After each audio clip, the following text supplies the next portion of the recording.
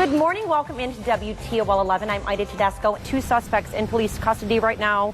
That third suspect was shot and killed by Perrysburg Township Police. As far as the parents of the student involved in this alleged incident, we did reach out to them for comment. Firstly, I just have to point out how big a deal tonight's lottery is. When you go to a convenience store and the slate that they have to show the winnings doesn't even have enough room for $1 billion to show on there. Breaking situation right now out of Monroe County. At least 3 to 4 homes dealing with significant damage. Let me walk you through. Ida Tedesco live in studio tonight to break down on what this law would mean. Ida, what do people in Michigan think about it?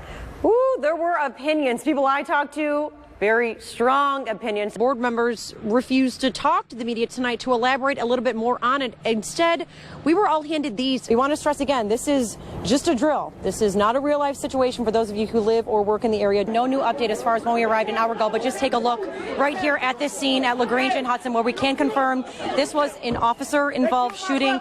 Those are all the details that we have at this time. Let me walk you through this. Started chasing that suspect right here down this alley that you're taking a look at on your screen right now. But after hours of deliberation, the jury found Angie Walker guilty of murder in the death of 7-month-old Levi Ashley. Right at 5:30, we're on top of breaking news. A police chase ends in a deadly crash in West Toledo.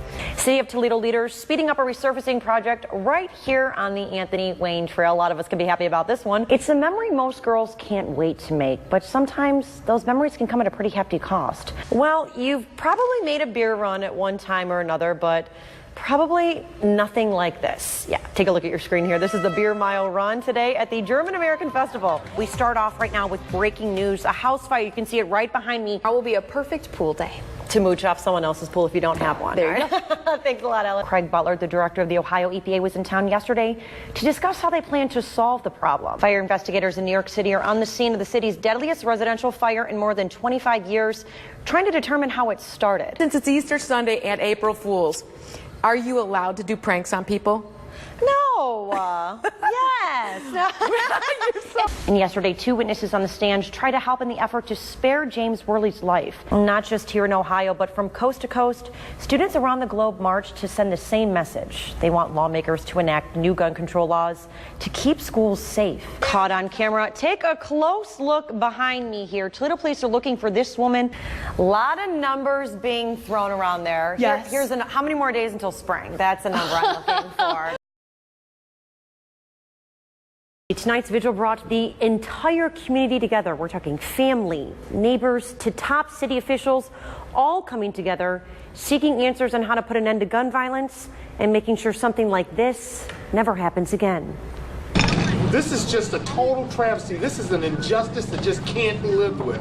3-year-old children being shot to death by drive-bys can't be lived with. Those that are out there, you know who did this.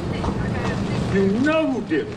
Family members, city members, police officers, and those who knew Malachi Barnes, all in tears tonight over his senseless killing on Thanksgiving. Thanksgiving is supposed to be a day of thanking God for all the blessings that we receive throughout the year. That's what we're supposed to be talking about right now, but we're talking about a life that ended much too soon. Of the city members there, Councilman Larry Sykes vocalizing, enough is enough with gun violence in Toledo, and something needs to be done about it. We as citizens of Toledo and as elected officials, we have to do our part. We've had 39 murders in this town. That's one too many.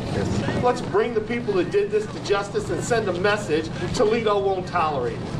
While council members were extremely vocal tonight, members of the family, some so overcome with grief, were not. Right now, the investigation by police is still going on.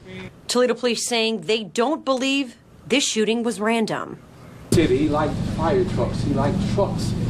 And you know, what's to say that he wouldn't have been able to do something and be progressive and be an example in this community, but we'll never get that opportunity to see. In Jesus' name, every heart say amen. Amen. Amen. Amen.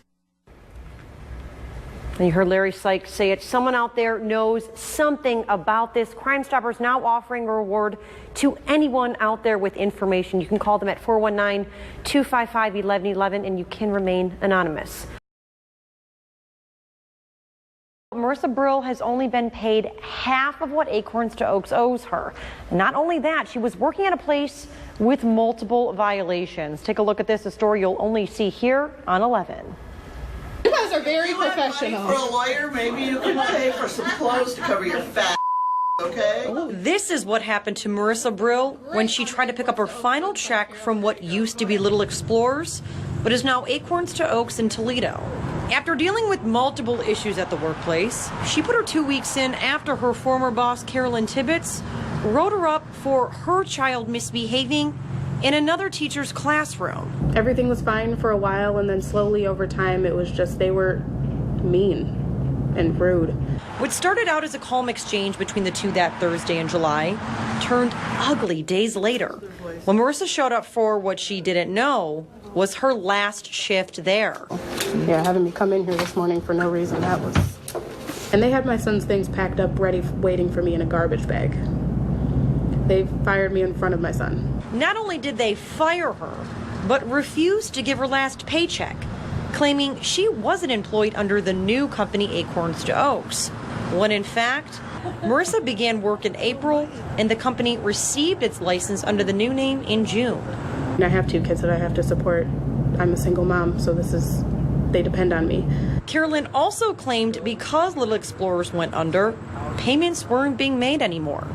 But documents reviewed by Toledo's news leader from the Toledo Court County Clerk website show that's not true. As of July 30th, they were still paying an employee out of that account. But that's not all.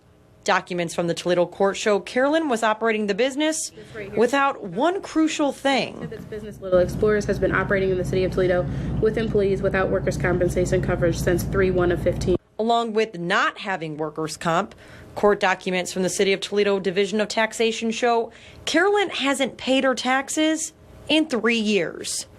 After multiple calls to Acorns to Oaks, we showed up to talk to Carolyn, but instead spoke with the new owner, Jackie.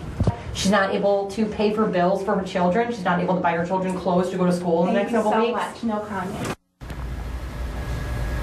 Yeah, Jackie, that new owner, also claimed Little Explorers no longer exists, but take a look behind me. This is a Little Explorers website live right now. Nowhere on it does it mention anything about a new name or new ownership right now. So pretty crazy stuff going on over there.